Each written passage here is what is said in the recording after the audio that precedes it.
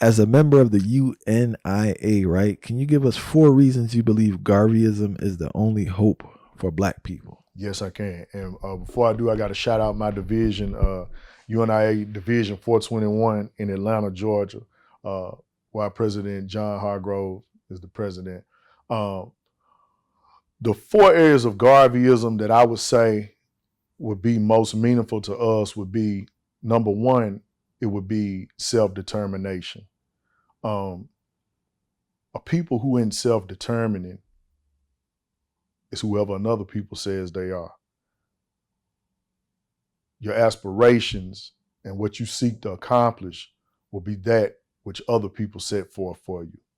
So self-determination, especially starting with the children, is key, because we have to make it realistic to our youngsters that we are the say-sowers, and we are the ones that have the say-so over our destiny. The second one I would say is do for self. That involves an element of pride that Marcus Garvey brought that I think hadn't been seen since. But do for self, it should be something that you hang your hat on, collectively doing what's best for your African interests. The third one I would say is self-love. One thing Marcus Garvey did that some of those who came from his movement also emulated was he sold Black love back to African people. If you think 100 years ago, we probably can't think, but 100 years ago, 100 plus years ago, when our great-great-grandparents were alive, they didn't value being Black and African. They were trying to assimilate as best they could just to get by, just to survive.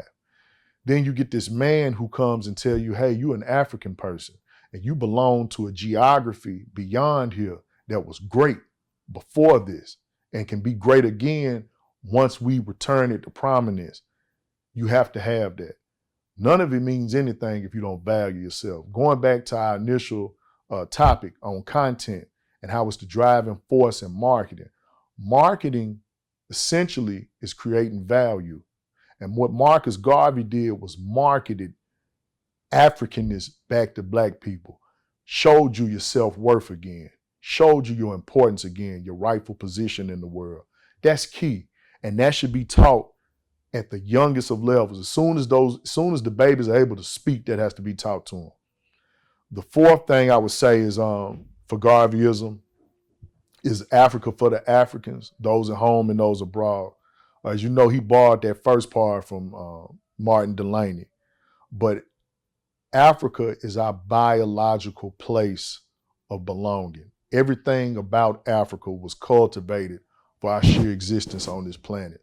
So when we're teaching our children that they belong to somewhere that is so valuable to the planet, and that one of their life goals has to ultimately be to return that place to its rightful standing, you will see a people that will culminate those other 3 that I just talked about. You'll see a people who are self-determined. You'll see a people who want to do for self, and you'll see a people who are in love with their self.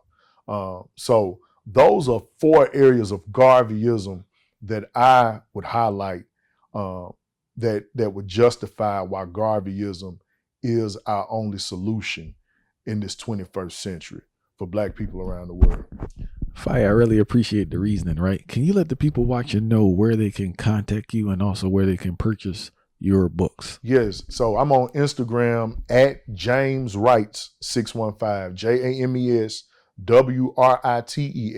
615, like James Writes 615. I'm on Instagram, Twitter, and you can even find me at Facebook at James Writes 615. My website is mrbookshelf.com. M like mama, R like Ruby, bookshelf.com. And I also have a new YouTube titled Black Top 5. All one word, Black Top. And then instead of spelling 5 out, it's the number 5 followed by IVE. And we're trying to bring conversations, not your typical conversations, but conversations centered around true empowerment and goal and conversations that are goal oriented, so that we'll have something, at least topics of discussions to build upon for the future of the Black race. All right, we give thanks.